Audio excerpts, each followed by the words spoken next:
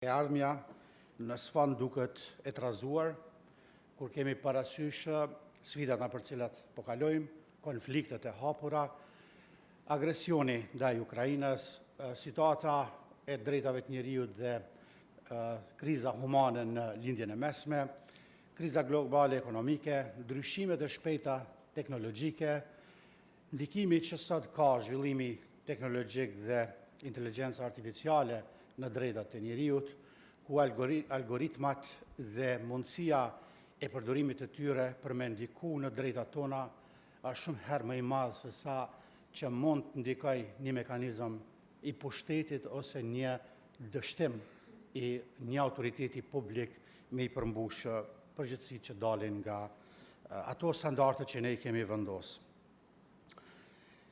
Dhe natyrisht në këto realitete në cilat ne sot po jetojmë, është shumë rëndësishme me e pa se sa ka vlerë dhe sa e rëndësishme për neve është me i rujt ato parime themelore mbi cilat brezat e tërë kanë kontribuar dhe janë angazhuar me përkushtim për me i vendos. Individi jo vetëm si numër në statistikat të përgjithshme, por si epicentër me dinjitet të panegociueshëm dhe me të drejta të patjetërsueshme.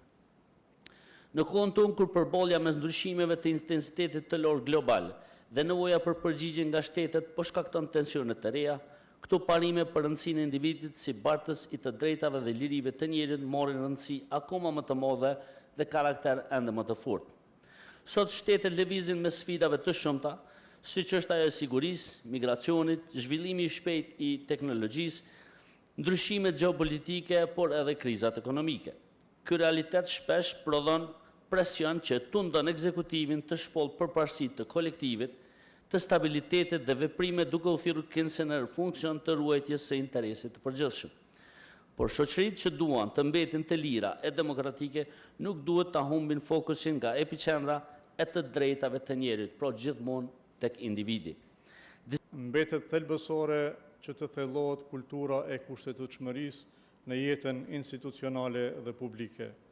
Një kushtetut jeton jo vetëm përmes tekstit të saj, por edhe përmes mënyrës se si zbatohet dhe si respektohet ajo. Së dyti, mbetet prioriteti pandashëm ruajtja e pavarësisë së gjyqësorit dhe e institucioneve të pavarura, si garanci për besimin e qytetarëve në drejtësi. Pavarësia e institucioneve gjyqësore dhe të pavarura nuk është privilegj i atyre institucioneve. Ajo është e drejtë e qytetarëve për të marrë mbrojtje dhe drejtësi të paanshme dhe të ndershme.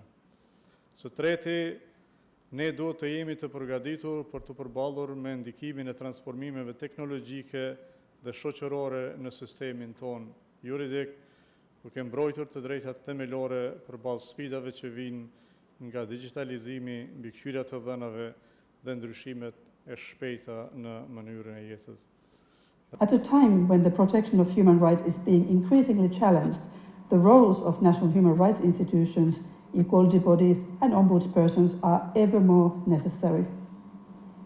Human rights institutions and equality bodies depend on well-functioning democracies, respect for the rule of law, and good administration in order to operate independently and effectively.